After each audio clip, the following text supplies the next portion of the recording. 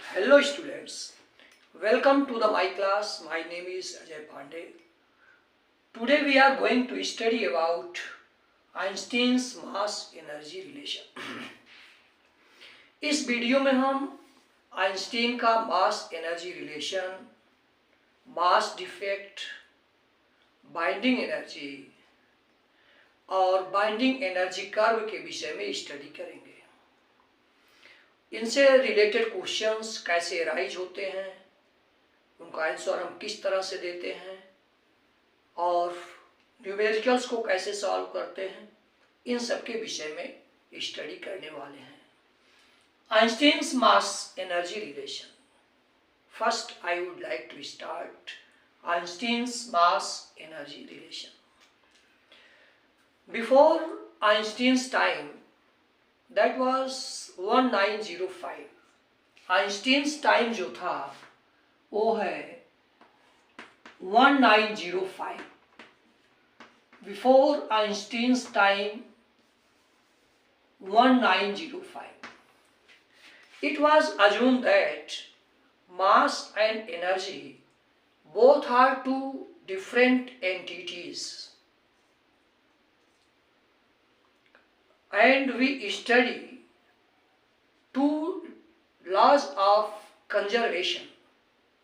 First, conservation of mass, and second is conservation of energy. 1905 के पहले ऐसा माना जाता था मास और एनर्जी दो अलग अलग एंटिटीज हैं और इसीलिए दो कंजर्वेशन के नियम हम पढ़ते थे, conservation of mass and conservation of study. 1905 के बाद आइंस्टीन ने एक रिलेशन एस्टैब्लिश किया। उसके द्वारा उन्होंने बताया कि मास और एनर्जी अलग अलग चीजें नहीं हैं, यह एक ही एंटिटी है, एक ही फिजिकल क्वांटिटी है। यहाँ ये बहुत ही बढ़िया टॉपिक है और काफ़ी टेक्निकल टॉपिक है। बच्चे गलत तरीके से इसको केवल रट लेते हैं, इसकी मीनिंग को नहीं समझते हैं। आगे की स्टडी में भी आपको जिस भी क्लास में जाएंगे यहीं से शुरुआत होती है। तो यह रिलेशन क्या था आइंस्टीन का?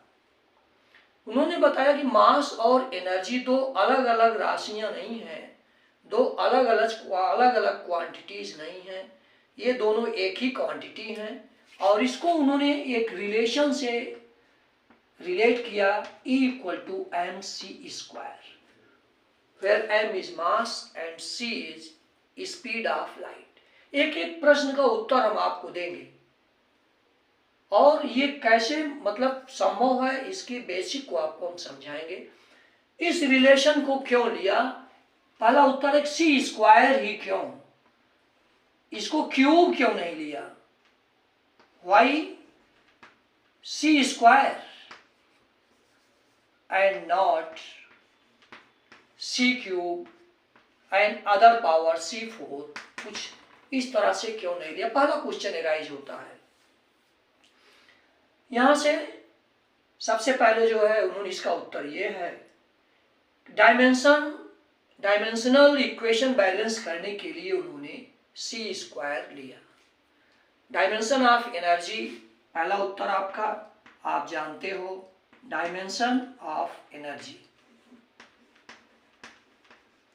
डायमेंशनल बैलेंस के लिए उन्होंने जो है c² लिया। c³ c4 अगर लेते, कोई भी पावर लेते तो बैलेंस नहीं होता। आप जानते हो dimension of energy is ml² t-2 और डायमेंशन ऑफ mc² जो राइट हैंड साइड है, आप m इसका होता है मास का डायमेंशन m और c² स्पीड ऑफ लाइट, और इसका भी जो लाइट आपका स्पीड का जो डायमेंशन होता है lt-1 ml² t-2। Einstein relate mass and energy by the relation E = mc², where c is speed of light, m is mass। पहला क्वेश्चन होता है कि ये अन्य कोई पावर क्यों नहीं लिया? इसको डायमेंशनली इक्वेशन को बैलेंस करने के लिए उन्होंने c² ही लिया। अब ये रूल क्या था, इसको आप जानिए। अगर किसी वस्तु की एनर्जी हम बढ़ाते हैं तो इसका मतलब उसका मास बढ़ जाता है। ये दोनों एक ही चीजें हैं, मास एनर्जी अलग नहीं। एनर्जी आपने बढ़ा दिया, उसका मास बढ़ गया। एग्जाम्पल के लिए, जैसे किसी वस्तु को आपने हीट किया, उसको एनर्जी दिया, उसका मास बढ़ जाता है। लेकिन इस बढ़े हुए मास को ये इतना इस्तेमाल होता है, किसी भी सेंसिटिव बैलेंस से आप मेजर नहीं कर सकते हो। ये पॉइंट्स आप केवल याद मत करिए, इसको समझिए। Mass and energy both are same quantities, they are not different. अगर किसी वस्तु को हम एनर्जी देते हैं तो उसका मास बढ़ जाता है, और अगर किसी वस्तु के मास में हम कमी करते हैं, मास में कमी होने का मतलब मास और एनर्जी एक ही है, उसकी एनर्जी भी कम हो जाती है। यही इक्विवेलेंस, एनर्जी मास इक्विवेलेंस रिलेशन था। एक बार इसको फिर से समझिए। What was Einstein's mass energy equivalence relation? यदि किसी वस्तु के मास में कमी होती है तो मास में कमी, आप कह सकते हो कि इसकी एनर्जी में कमी होती है, इससे एनर्जी निकलती है। इसी प्रकार से यदि हम किसी वस्तु को एनर्जी देते हैं तो उसके मास में इंक्रीमेंट होता है, मास बढ़ जाता है। लेकिन मास ये इतना कम होता है, कम क्यों होता है इसका भी उत्तर हम आपको देंगे। किसी भी वस्तु को हीट करते हैं, एनर्जी देते हैं, उसका मास बढ़ जाता है, मास इतना कम होता है कि उसको दुनिया के किसी भी सेंसिटिव बैलेंस से आप मेजर नहीं कर सकते हो। इस तरह से उन्होंने बताया कि मास और energy, mass and energy of the universe is conserved. Mass और एनर्जी एक ही चीज है, एक ही राशियां हैं, और ये पूरे यूनिवर्स का कंजर्व होता है। किसी भी वस्तु का मास कम होता है, उसकी एनर्जी कम हो जाती है। अगर किसी वस्तु को एनर्जी देते हैं, यानी एनर्जी और मास एक ही चीज है, यानी उसका मास बढ़ जाता है। और ये रिलेशन इस तरीके से है। अब ये हम आपको बताते हैं कि कैसे बढ़ता और कितना बढ़ता है, इस चीज को बताने जा रहे हैं। E=mc² ये रिलेशन था। जिस वस्तु के मास में, जिस वस्तु का मास m है, उसकी एनर्जी इस रिलेशन से हम कैलकुलेट करते हैं। यहाँ एक बच्चे जो रटते हैं वो समझते हैं कि object is moving with speed of light, इसलिए इसकी एनर्जी है। ये बिल्कुल ही गलत है। ये एनर्जी कैलकुलेट करने का तरीका है, आप जानिए। मास और एनर्जी एक ही चीजें होती हैं। किसी वस्तु के मास में अगर कमी होगी तो उसकी एनर्जी किस रेट से चेंज होगी, ये रिलेशन है। इस तरीके से हम ज्ञात करते हैं। मान लीजिए कि किसी वस्तु का रेस्ट मास का मतलब होता है कि वो उसका ओरिजिनल मास है, उसमें कोई भी चेंजिंग नहीं है। रेस्ट मास का मतलब ये जानिए आप, ओरिजिनल मास उसका है m0c²। ऐसी कंडीशन में उसकी rest energy, rest mass m0 है। मतलब कोई भी वस्तु है जिसका ओरिजिनल मास है, उसके मास में कोई इंक्रीमेंट नहीं हो रहा है, कोई कमी नहीं हो रही है, तो उसकी एनर्जी जो होती है इस तरीके से कैलकुलेट करते हैं। And E0 is rest energy. यहां ये बिल्कुल ना समझें कि वस्तु c स्पीड से मूव कर रही है तब उसकी एनर्जी ये है। अगर किसी वस्तु का ओरिजिनल मास m0 है, उसमें कितनी एनर्जी है उसको हम इस तरीके से कैलकुलेट करते हैं। E0 = m0c²। यदि वस्तु के मास में कमी होती है, मान लीजिए कि डेल्टा m की कमी होती है, तो उस मास के कारण कितनी एनर्जी होगी। जैसे किसी वस्तु का वजन 5 किलो है, 2 किलो की कमी होती है, 2 किलो में कितनी एनर्जी है। यहाँ ये टेक्निकल पॉइंट्स हैं जो आपको समझना है। बच्चे अक्सर रटते हैं जबकि अगली क्लासेज में आप किसी भी क्लास में जाएंगे तो आपको इसी से ही शुरुआत होती है, equal to M C square. This is M not C square. हम बता रहे थे कि अगर वस्तु का मास 5 किलोग्राम है, उसके मास में 2 किलोग्राम की कमी हो जाती है, तो इस 2 किलोग्राम से कितनी एनर्जी रिलेट होगी, या हम मास 2 kg रख के एनर्जी को कैलकुलेट करेंगे। This is the concept of Einstein's mass energy relation. तो इस तरह से एनर्जी और मास अगर एक ही क्वांटिटीज हैं तो इनको हम एक दूसरे में कैसे कन्वर्ट करते हैं। जैसे आपका 1 रुपीज इक्वल टू 100 पैसे, रुपया और पैसा एक ही चीज है, और ये किस तरह से इक्विवेलेंट होगा। 1 मीटर इक्वल टू 100 सेंटीमीटर। अगर मीटर और सेंटीमीटर एक ही चीजें हैं तो इनमें ये रिलेशन है।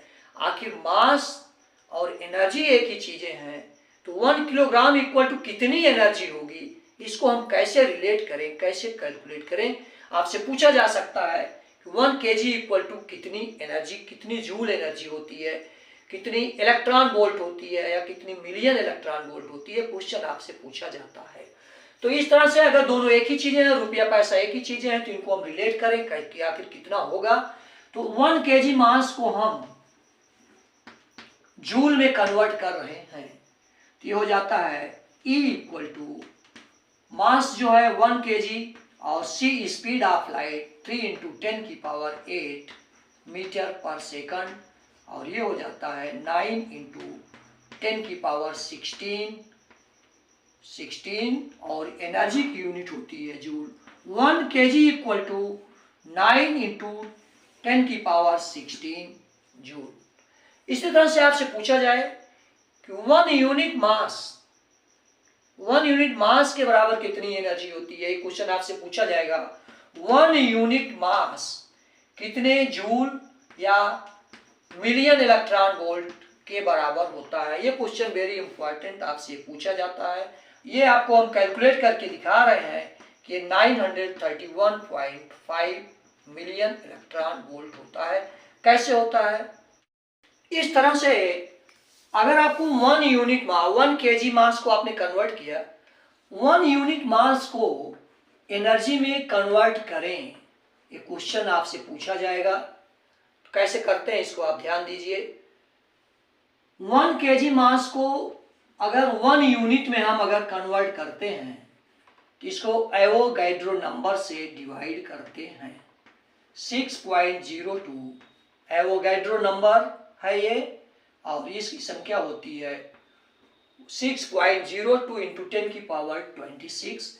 इसको जब हम डिवाइड करते हैं तो हो जाता है 1.66 10⁻27 यूनिट, ये आपका आता है। अगर हम 1 kg मास को 1 यूनिट का मतलब 1 AMU एटॉमिक मास यूनिट में हम कन्वर्ट करते हैं तो 1.66 10⁻27 यूनिट आता है। अब इससे रिलेटेड एनर्जी कितनी होगी, आप एनर्जी का फार्मूला जानते हो। E equal to M, mass unit ये है, mc square, E equal to mc square. m की वैल्यू आपने ये रखना है 10⁻27, और c की वैल्यू आप जानते हो 3 × 10⁸8 स्क्वायर। और इसको जब हम सॉल्व करते हैं तो स्क्वायर 9 हो जाता है, और ये हो जाता है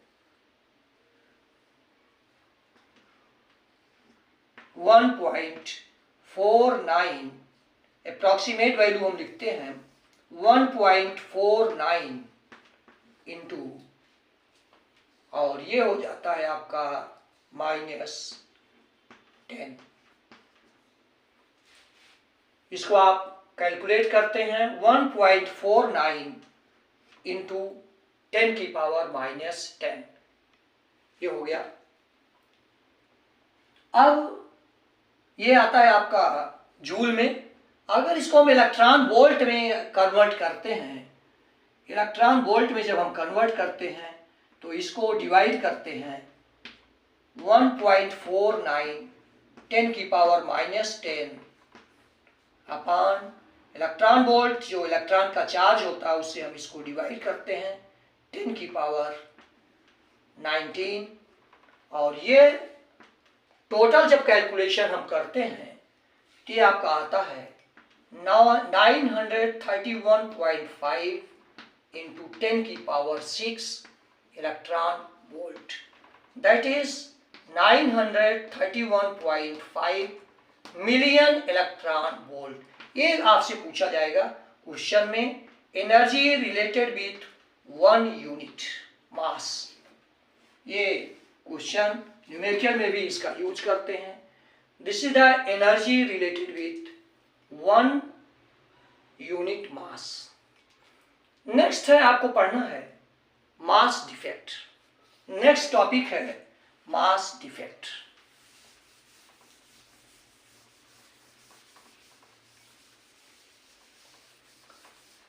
mass defect, mass of nucleus is less than the mass of sum of the mass of nucleus। हम जानते हैं जो न्यूक्लियस का एक्चुअल मास होता है वो न्यूक्लियस के मास के सम से कम होता है। तो मान लीजिए कि हमें मास डिफेक्ट कैलकुलेट करना है। पहले तो मास डिफेक्ट की डिफिनीशन आप जानिए। Mass of nucleus is always less than the mass of sum of the mass of nucleons. This difference is known as mass defect। किसी भी न्यूक्लियस का मास न्यूक्लियंस के मास के सम से हमेशा कम होता है। न्यूक्लियंस का मतलब होता है प्रोटॉन्स और न्यूट्रॉन्स के मास से कम होता है, इसी को हम मास डिफेक्ट कहते हैं। तो कैसे हम इसको कैलकुलेट करते हैं, मास डिफेक्ट की डिफिनीशन आप लिख लेंगे। कैसे कैलकुलेट करते हैं, मान लीजिए कि आपका कोई भी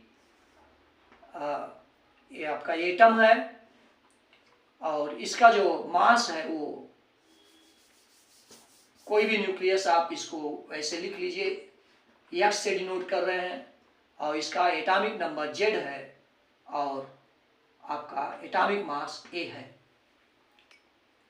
इसको इस तरीके से लिखते हैं, आपको पता है। अब इसमें मास डिफेक्ट हमें कैलकुलेट करना है, तो हमें क्या करना है, न्यूक्लियस का मास निकाल के सम करना है, उसमें से न्यूक्लियस का मास सब्ट्रैक्ट कर देंगे, तो this is the mass defect. तो यहां आप देखिए क्या करना है, सम ऑफ प्रोटॉन्स, पहले प्रोटॉन्स का मास ज्ञात करना है। तो पहले प्रोटॉन्स का नंबर आप ज्ञात करें, नंबर ऑफ प्रोटॉन्स। इसको आप बहुत अच्छे से समझिए, आप हटिए नहीं। प्रोटॉन्स का मास नंबर ऑफ प्रोटॉन्स पहले ज्ञात करेंगे, नंबर ऑफ प्रोटॉन्स ये होता है, आप जानते ही हो, एटॉमिक नंबर के बराबर होता है, this is Z. Number of neutrons, neutrons कितने होते हैं ये भी आप जानते हो। एटॉमिक मास में से एटॉमिक नंबर को हम सब्ट्रैक्ट करते हैं तो ये आता है न्यूट्रॉन्स की संख्या। Let the mass of protons is mp। मास को हम, इसके मास को हम डिनोट करते हैं mp, मास ऑफ प्रोटॉन्स, और इसके मास को हम डिनोट करते हैं मास ऑफ न्यूट्रॉन्स mm। तो कैसे ज्ञात करेंगे, नंबर ऑफ प्रोटॉन्स जेड है, प्रोटॉन्स का मास क्या हो जाएगा, आइए, मास ऑफ न्यूक्लियंस। न्यूक्लियंस का मतलब है मास ऑफ प्रोटॉन्स ज्ञात करना है और मास ऑफ न्यूट्रॉन्स सम करना है, मास ऑफ न्यूक्लियंस। तो मास ऑफ प्रोटॉन्स क्या होगा, इसको हम, कितने प्रोटॉन्स होंगे, एक प्रोटॉन का मास m है, प्रोटॉन्स की संख्या z है, तो प्रोटॉन्स का टोटल मास हो जाएगा ZmP।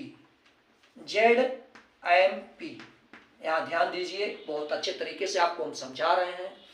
प्रोटॉन्स की संख्या z है, एक प्रोटॉन का मास mp है, टोटल प्रोटॉन्स का मास हो जाएगा Zmp।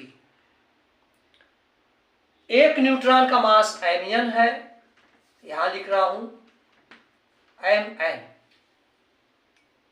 और न्यूट्रॉन्स की संख्या कितनी है, A minus Z. Total neutrons का मास हो जाएगा A माइनस जेड Mn। यह हुआ मास ऑफ न्यूक्लियस। और न्यूक्लियस का mass, let mass of nucleus is M, capital N से हम डिनोट कर रहे हैं, इसलिए मास डिफेक्ट हो जाएगा आपका मास डिफेक्ट। इस मास में से इसको हम घटा देते हैं, यही मास डिफेक्ट होता है। ZMP plus A minus Z Mn minus mass of nucleus, this is mass defect. इससे रिलेटेड एनर्जी जब ज्ञात करना होता है, इसको हम डेल्टा M से लिख रहे हैं, डेल्टा M। एनर्जी जब ज्ञात करनी होती है तो आपको हमने बताया energy associated with mass defect is delta M C square. इसको ज्ञात करके इस पे न्यूमेरिकल्स भी आपसे पूछे जाएंगे। बाइंडिंग एनर्जी, अब आप ध्यान दीजिए, मास डिफेक्ट हमने ज्ञात किया। अब बाइंडिंग एनर्जी हम क्या होती है, बाइंडिंग एनर्जी कैसे ज्ञात करते हैं, इसके विषय में हम समझा रहे हैं आपको। Energy associated with this mass defect. Next topic is binding energy. इसी से हम बाइंडिंग एनर्जी ज्ञात करते हैं। बाइंडिंग एनर्जी क्या है, इसको समझिए। Energy, minimum energy required to binding energy. आप simply energy required to decompose the nucleus. Nucleus को डिकम्पोज करने में जितनी एनर्जी की जरूरत होती है उसको हम बाइंडिंग एनर्जी कहते हैं। Energy required to decompose the nucleus is known as binding energy. किसी भी न्यूक्लियस में जो न्यूक्लियस हैं उनको अलग करने के लिए, डिकम्पोज करने के लिए जिस एनर्जी की जरूरत होती है उसको हम बाइंडिंग एनर्जी कहते हैं। और कैसे ज्ञात करते हैं, तरीका आपको यही बताया गया है कि मास डिफेक्ट, जो दोनों के मास का डिफरेंस होता है, मास डिफेक्ट ज्ञात करते हैं और फिर एनर्जी को हम इस तरीके से ज्ञात कर लेते हैं। मास डिफेक्ट से बाइंडिंग एनर्जी पर न्यूक्लियन ज्ञात करते हैं। आपसे न्यूमेरिकल पूछा जाता है तो ये हो जाता है E upon number of nucleons, का मतलब होता है एटॉमिक मास से हम डिनोट करते हैं न्यूक्लियंस की संख्या, और ये हो जाता है, इस फार्मूले से हम ज्ञात कर लेते हैं।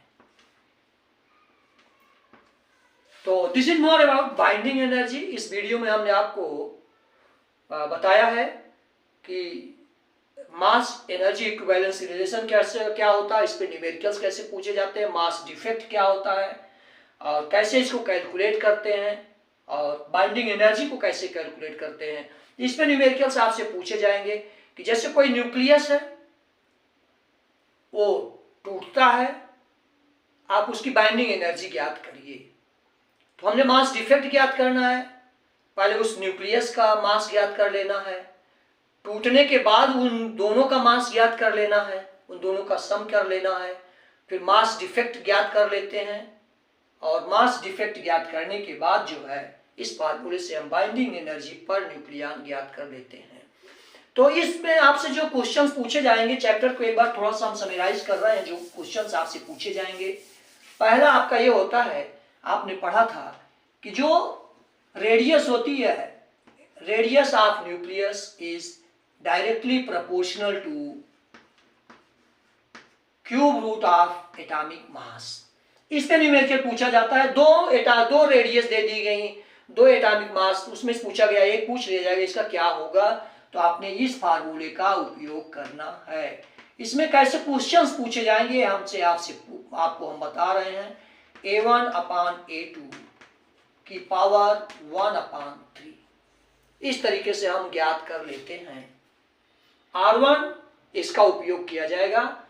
और दूसरा मास डिफेक्ट हमने आपको बताया कैसे ज्ञात करते हैं। बाइंडिंग एनर्जी कैसे ज्ञात करते हैं, इस पे भी न्यूमेरिकल्स आपसे पूछे जाएंगे। और फिर एक लास्ट में आपका बाइंडिंग एनर्जी कर्व पे न्यूक्लियर जो आपसे न्यूमेरिकल्स पूछा जाता है उसको भी हम आपको समझाना चाहेंगे। इसके बाद हम आपको बाइंडिंग एनर्जी कर्व पे एक्सप्लेन करने जा रहे हैं, जिस पर क्वेश्चंस आपसे पूछे जाते हैं। Binding energy curve,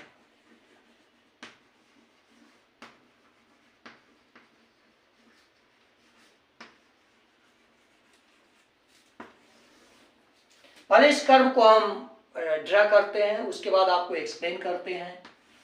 this is the binding energy curve. Here binding energy Y axis पर इन MeV, इसको MeV में हम शो कर रहे हैं। दिस इज 1 2 3 4 5 6 6 7 8, ये है आपका binding energy 6 7 8 binding energy curve.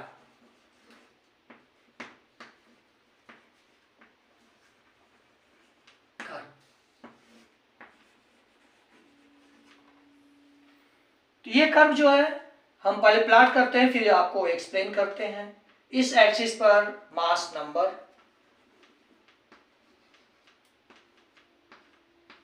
Y X axis पर मास नंबर, ये है 20 40 60 80 एंड 100 एंड सो ऑन।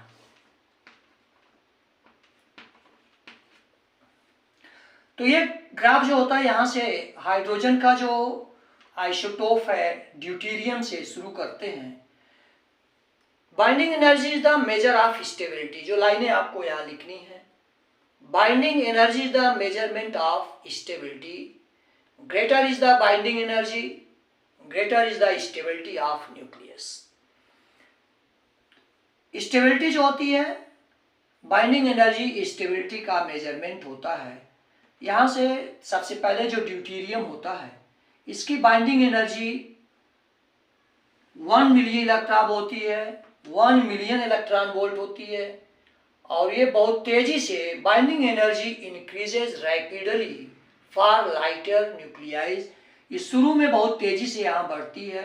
ये हो जाता है आपका हीलियम का न्यूक्लियस, ये 5 मिलियन इलेक्ट्रॉन वोल्ट होता है।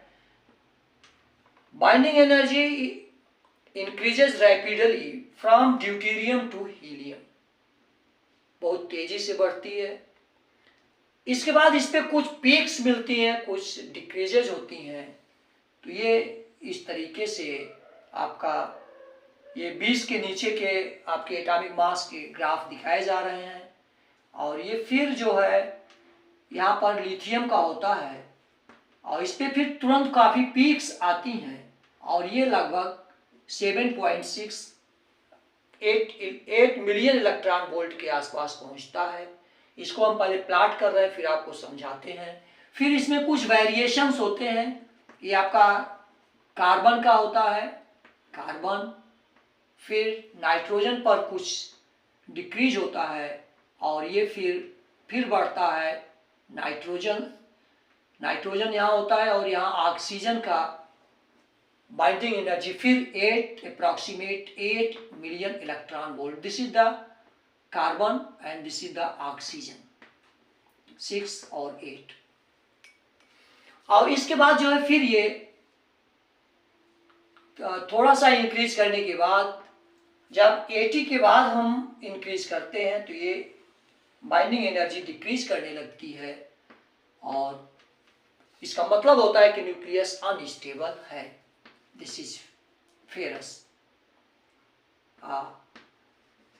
तो यहाँ आपको हम अब समझा रहे हैं, जो क्वेश्चन आपसे पूछा जाएगा कि the peaks shown in the binding energy curve, what represents the peaks in the binding energy curve। Question आपका क्या अराइज होगा कि peaks in the binding energy curve, what represents the peaks in the binding energy curve। अगर यहाँ से आपका ये deuterium है, इसमें ये पीक मिलती है आपको बहुत तेजी से अगर इंक्रीज करता है, ये क्या शो करता है कि ये करता है कि इसकी बाइंडिंग एनर्जी बहुत ज़्यादा है, बहुत तेजी से बढ़ी है और ये ज़्यादा स्टेबल है। Peak shows that binding energy changes rapidly and these nucleus are more stable in comparison to their neighboring nucleus। ये जो पीक्स आपको दिख रहे हैं, ये नाइट आपका लिथियम से फिर जब कार्बन पे पहुंचते हैं तो यहाँ एक पीक मिलता है, एक इंक्रीमेंट मिलता है, और फिर यहाँ से जब हम नाइट्रोजन से ऑक्सीजन पर पहुंचते हैं तो फिर यहाँ पर एक पीक मिलता है। ये पीक शो करते हैं कि इनकी स्टेबिलिटी, इनकी बाइंडिंग एनर्जी नेबरिंग एटम से ज़्यादा है। यह क्वेश्चन कई बार पूछा गया है। तो यहाँ जो आपको मेन पॉइंट्स मिल रहे हैं, फर्स्ट पॉइंट इसमें हमने एक्सप्लेन किया, binding energy the measurement of stability, greater the binding energy greater the stability of the nucleus, and binding energy is always positive. ये भी आपसे पूछा जाए कि नेगेटिव होती है कि नहीं होती, binding energy is always positive. दूसरा, इसमें वेरिएशन, काफी वेरिएशन दिखता है।